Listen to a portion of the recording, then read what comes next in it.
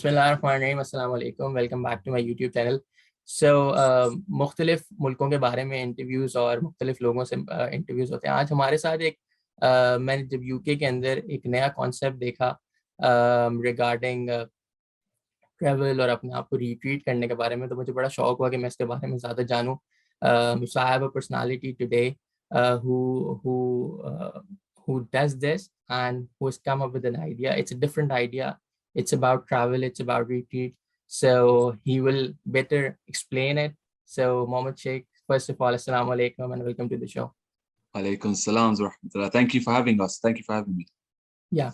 So let's just start with your career. So what education background you have and how did you end up doing this? And if you can explain what exactly is uplifting travel. Yeah, sure. So I graduated from university around 2014. I did a degree in accounting and finance. So from there, I started my career. So I started at a company called Unilever, who owns some amazing brands like Magnum, Ben and Jerry's, etc. And spent 5 years at there. And now actually near the end of my time at Unilever, I decided to do an MBA because I think finance was great. But for myself, just doing something different and like starting up a business is something that I had a real interest in. So I started my MBA and so finished it roughly around about 2018, 2019.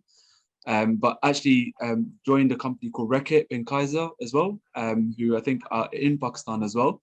Okay. And still within finance, but I had a real passion for business. So I actually started this company called Uplifting Travels. I started it with a friend called Shahbaz. And there was many reasons why we started it. I think firstly, me and Shahbaz had done a lot of traveling together. So we became friends 2014 and we'd traveled to Spain, we traveled to like all over the world. And we always found that when we traveled, there was so much that we learned, just seeing people, new cultures. We would go do some charity work and it was just like even just meeting new people. So we really enjoyed that. And we just looked at it within the Muslim community. And we could see like there was just nothing available here in the Western countries where you go to, for example, Morocco or you go to Turkey and you don't just go on holiday, you come back a changed person. So for that reason, we started Uplifting Travels. Now, Uplifting Travels' mission statement is very simple. It's to provide life-changing experiences through travel. So that is what we do. We didn't just want to be a travel company and that's it. We really wanted to make sure that we provide life-changing experiences. So that's a brief synopsis about the company, a bit about my journey here as well. So just about the target audience. So who do you target? Are they teenagers? Are they like from different fields? Or you are targeting a smaller community, any religious group, or you're targeting everyone who can come? Yeah, so it's in terms of like our last two retreats, and if I just focus on the one that we did recently in June, we went to Morocco. We had Sheikh Hilly, we had Brother Neil and Safraz and Nawal. Now, this is one thing, or this is a big reason why I love what we're doing, and I feel like we're onto something very special, is we had someone that was 18, 19 years old who had come from New York to Morocco, all the way up to 50 years old, a grandmother who wanted to come as well. And again, we had lots in between that as well. So we had people 20, 25, 30, we had people that were married, not married. Me and Shahbaz, we actually went out there with our wives and our 1-year-old children. We both got 1-year-old kids. So we went out with our kids as well. And it was just a really special feeling just being with people from across the world. So we had people fly out from America, Canada, UK, but also their cultural background was really different as well. We had Iraqis, we had Iranians, we had Lebanese people. We had an English, someone who was born and bred in the UK, English, like blue eyes, blonde hair, who had converted into a Muslim and joined us as well. So and this really, like for us, by trying to refine it down to just one group of people, you lose that value because Raza, when we're having our campfire discussions and we're discussing marrying outside of your culture, you've got people that are able to bring different life perspectives and different thought processes to it. So really, for us, it's not too much about about like what demographic you are, is the more people and the more variety of people that will come, the more we will broaden our horizons as well. So that's really important for us. Yeah. Okay. So there are two important things. One is the selection of panelists or the people who are teaching you or preaching you in that process. So I saw that they're from different fields, and the other is the location thing. So these are two important things that, from my perspective, I would say go to Medina, go to Najaf, go go to Syria, go to Iran. Why Morocco? And but so what is the rationale behind going to the places that they're not so holy, and bringing people from different fields? Yeah, no, fantastic question. And just before with the discussion we were having before as well is like I mentioned to you, I did my MBA, and part of my business plan we had to get market research, we had to get data, and there was one thing that I when I was doing my research I could see is people, like you said, you're right. People want to go ziyarat, they want to go umrah, and for us, it's really important that we are not trying to get people saying to people, don't go to ziyarat, don't go to umrah, don't go to hajj, and go here instead. That's really important. We want people to go there, and actually, we would encourage people go and have these experiences first, and then come. What we are trying to do is actually trying to target the people that are looking to go on holiday. So they want to go Morocco, they want to go Turkey, and actually, like, this is a way where they can go to these countries and actually have a halal experience. So again, we make sure, like when it comes to dress, that people are dressed modestly. We're making sure the activities, it's something that protects people's hijabs. And again, that's the reason why we decided to not go down the traditional route. And also, mashallah, there's so many great people already doing like that they're already covering this area. Whereas for us, again, it's about providing something different. And now, alhamdulillah, my dad has also been taking groups to, like you said, Iraq, Syria for the last 20 years. He does that. So I've seen that, and it's so valuable. But what we're saying to people is, look, Bismillah, do that. This is something completely different. And you want to go on holiday? This is that holiday, but you're coming back as a different person. I hope that hopefully that answers your question in regards to the location. You also were asking around the speakers. So I can cover that as well. And so for us, when it comes to speakers, like one thing that we need to make sure is that we have the highest quality speakers around. Now, I don't know, Raza, have you seen Sheikh Hilli before? Yeah. Have you seen his content? Yeah. So, mashallah, he's well renowned, and honestly, like, his knowledge is phenomenal. I asked him, like, I can ask him any thick question and he will be able to give me an answer.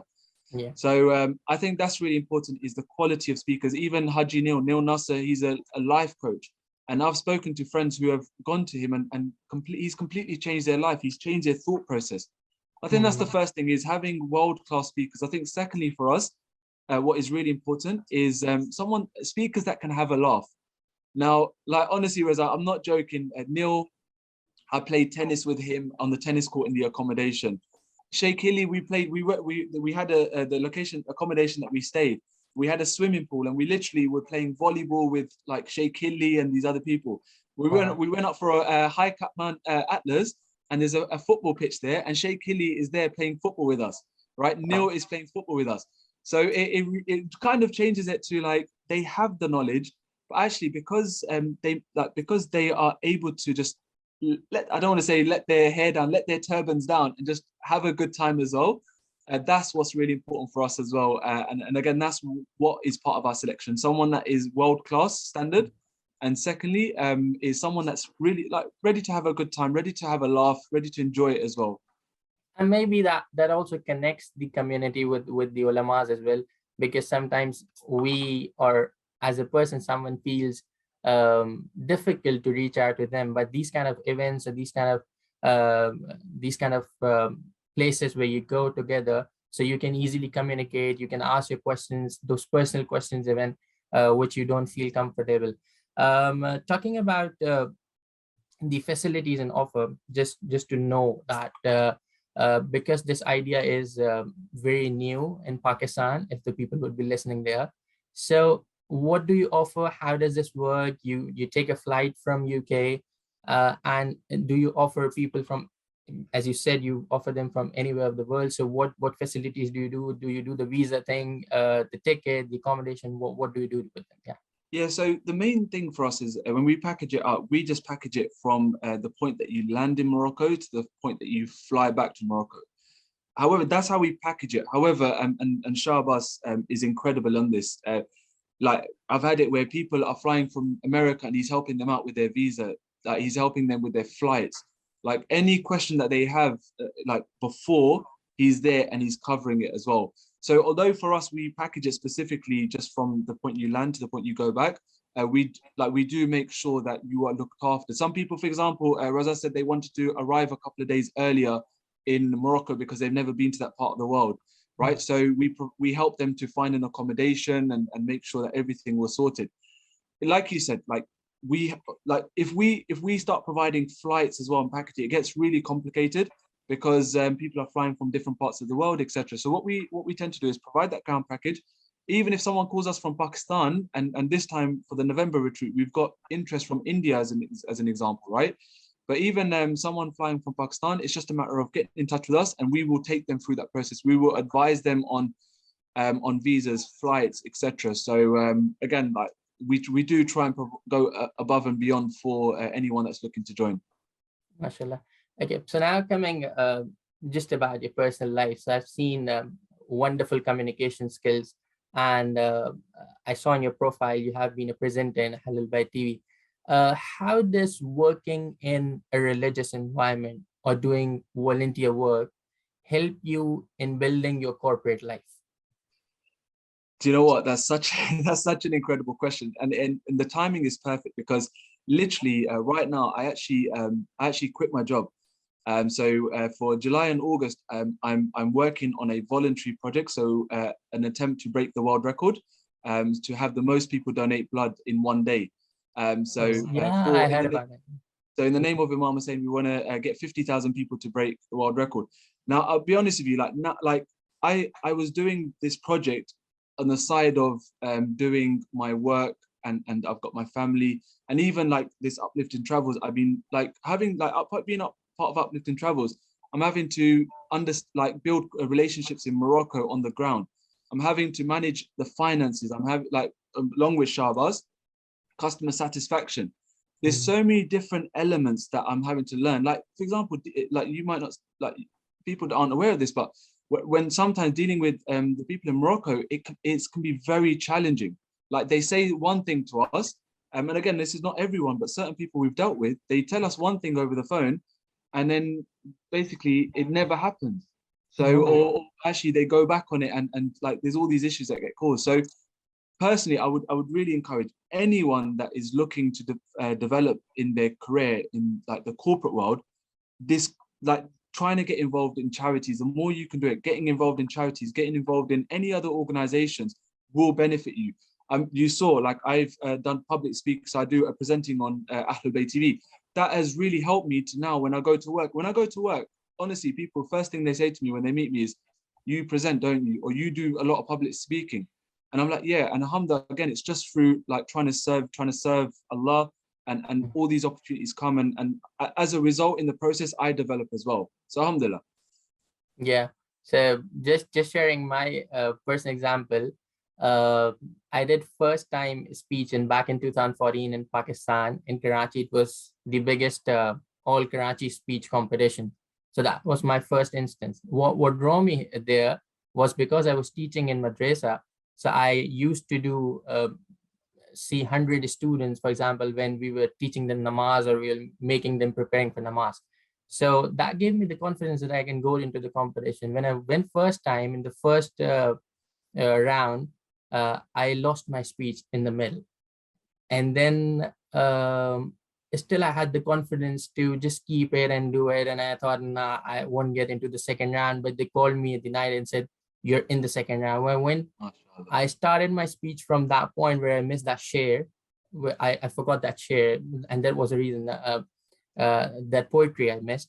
And then I started my second speech with that poetry. I completed it, and you will be amazed to know that I came second. I got 15,000 rupees from the governor. I got a picture with the governor. Next day, was sitting on a national television in Pakistan, and they were interviewing all the three winners.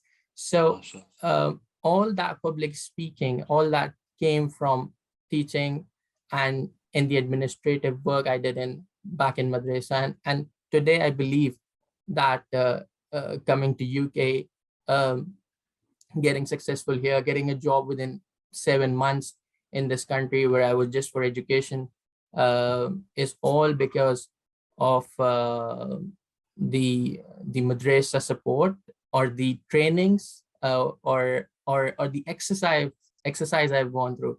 So that was the main reason I asked you that how does the volunteerism help you in your corporate life, and it really does. So at the end of the discussion, I will just like you to give any advice to the young 13-year, 15-year, 18-year listening to you. Yeah, so again, like, it's great that you are a madrasa teacher as well. This is something that I also do on my Saturdays, and so I teach that that demographic that you mentioned. The one thing I say to them is, like, I speak to 14-year-olds, and they're like, I ask them, what do you want to be when you're older? And they say, an investment banker. And I ask them, how do you know that already? And they're like, oh, because the money's good, etc. Right? Whatever it is. The big thing I say to people at that age is, when it comes to the corporate world, when it comes to wanting to develop throughout your career, is go and get a variety of experience. Go and spend a day in a pharmacy. Go and spend a day working in, like, with someone that works in finance. Go shadow a lawyer. Go shadow someone in the media industry. But go get a breadth of experience, and then from there decide what you want to do. Because again, like, once you lock it in, you'll see people tend to stay within that industry or within that career profession for the rest of their life. So it's a very big decision.